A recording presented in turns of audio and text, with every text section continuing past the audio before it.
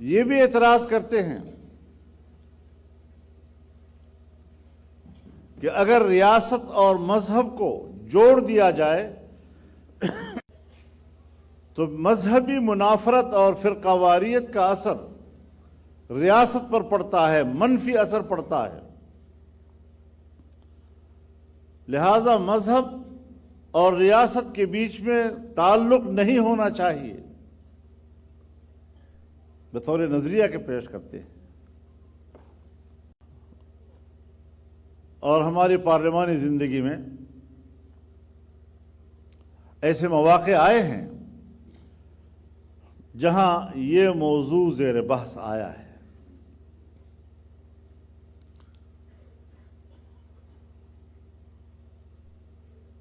تو ہمارا موقف یہ رہا ہے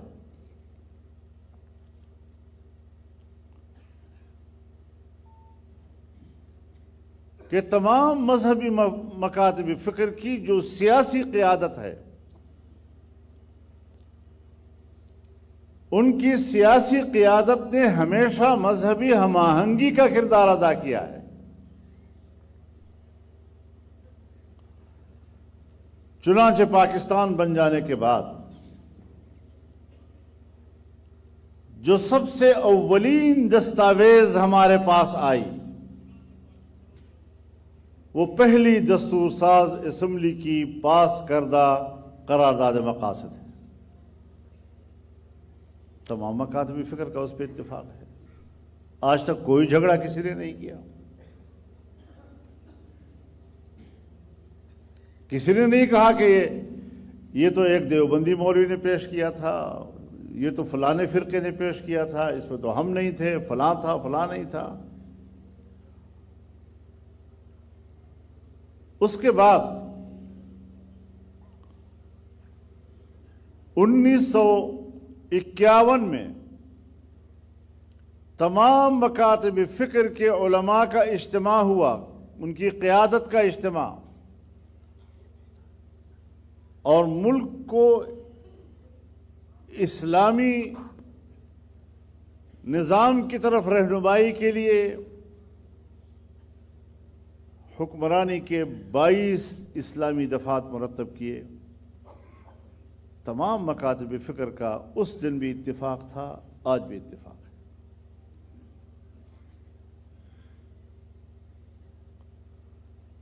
آئین پاکستان سن 1973 کا آئین، اس کے تمام تر اسلامی دفعات، اس میں موجود مسلمان کی تعریف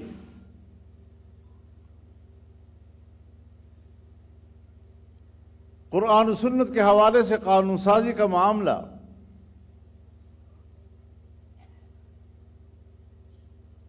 عقیدہ ختم نبوت کے تحفظ کی ترمیم، کل بھی اتفاق تھا تمام مکاتب فکر کا، آج بھی اتفاق ہے۔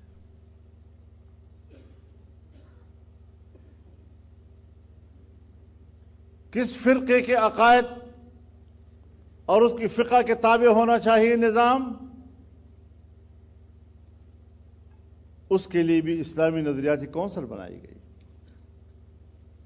جس میں ماہرین شریعت بھی ہیں، ماہرین آئین قانون بھی ہیں، اور تمام مکاتب فکر کی نمائندگی ہے۔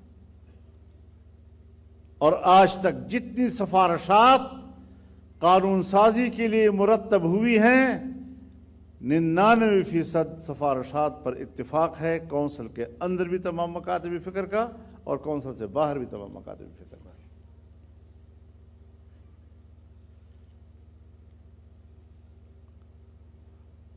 اب مکاتب فکر اتفاق کر لیا ہے۔ اگر قانون سازی نہیں کر رہے تو آپ لوگ نہیں کر رہے۔ ہمارے ایوانوں کو ایسے ایسے لوگوں سے بھر دیا جاتا ہے کہ جنہیں قرآن و سنت سے کوئی دلچسپی ہی نہیں ہوتی۔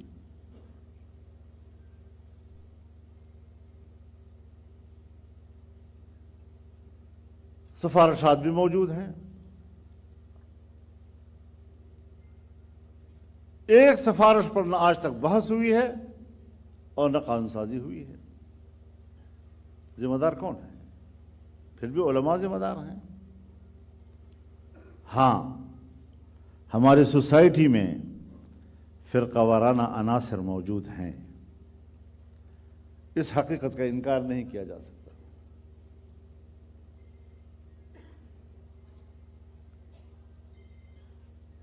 اور وہ فرقہ وارانہ عناصر جب آپس میں لڑتے ہیں، ایک دوسرے کے خلاف اشتعال پیدا کرتے ہیں، تب پیدا کرتے ہیں جب ہماری ریاست کو اور ریاست کی کسی حکومت کو اس کی ضرورت ہوتی ہے۔ فرقوں کو ریاستی ادارے لڑاتے ہیں، فرقوں کو حکومتیں لڑاتی ہیں، ان کے درمیان اشتعال کے پیچھے ان کی باقاعدہ منصوبہ بندی کار فرما ہوتی ہے، تو فرقوں کو لڑاتے آپ ہیں اور پھر فساد کا الزام آپ مذہبی مکاتب فکر میں ڈالتے ہیں۔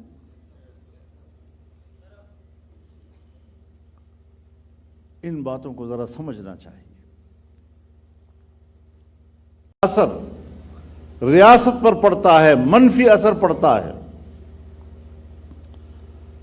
لہذا مذہب اور ریاست کے بیچ میں تعلق نہیں ہونا چاہیے، بطور نظریہ کے پیش کرتے ہیں۔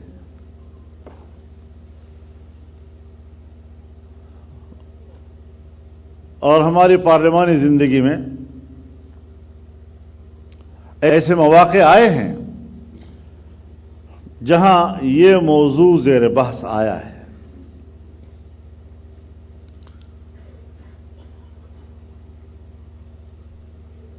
تو ہمارا موقف یہ رہا ہے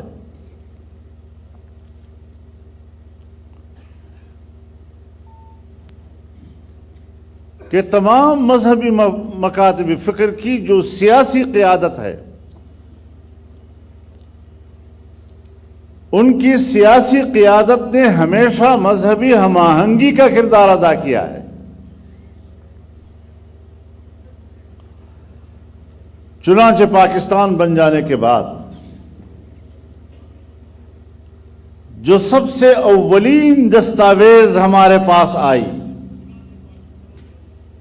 وہ پہلی دستور ساز اسمبلی کی پاس کردہ قرارداد مقاصد ہے۔ تمام مکاتبی فکر کا اس پہ اتفاق ہے، آج تک کوئی جھگڑا کسی نے نہیں کیا،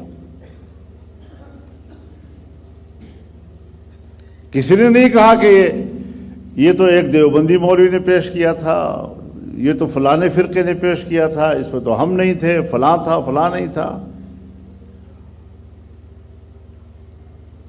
اس کے بعد 1951 میں تمام مکاتب فکر کے علماء کا اجتماع ہوا، ان کی قیادت کا اجتماع، اور ملک کو اسلامی نظام کی طرف رہنمائی کے لیے حکمرانی کے 22 اسلامی دفعات مرتب کیے۔ تمام مکاتب فکر کا اس دن بھی اتفاق تھا، آج بھی اتفاق ہے۔